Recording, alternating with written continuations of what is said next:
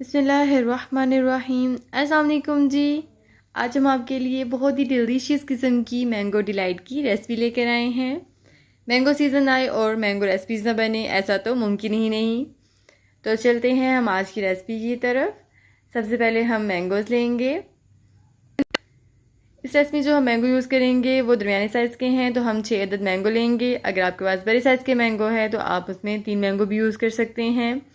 सबसे पहले हम मैंगो की कटिंग कर लेते हैं। मैंगोज़ को हम क्यूब्स की शेप में कट करेंगे।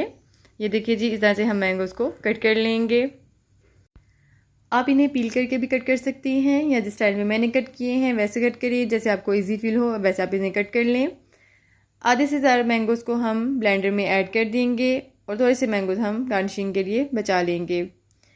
अब हम इसमें एक पैक क्रीम का ऐड करेंगे। थोड़ी सी क्रीम हम गार्निशिंग के लिए छोड़ देंगे और 5 चम्मच इसमें हम कंडेंस मिल्क ऐड करेंगे। आप अपने टेस्ट के हिसाब से कम ज़्यादा कंडेंस मिल्क को कर सकते हैं। और थोड़ा सा दूध, तकरीबन 3 टीस्पून दूध ऐड करेंगे और इसे हम अच्छे से ब्लेंड कर लेंगे।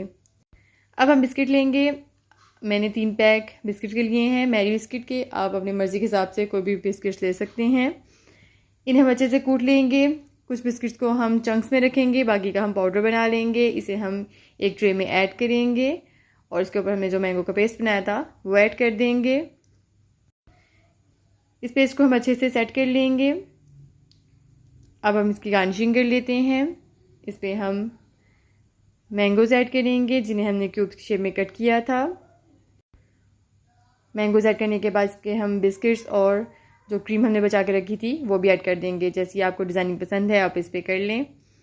ये देखिए जी, हमारी ज़बरदस्त सी मैंगो डिलाइट की रेसिपी बिल्कुल रेडी है। इसे आप चिल करके इंजॉय करें, ये बहुत मज़े की बनती है।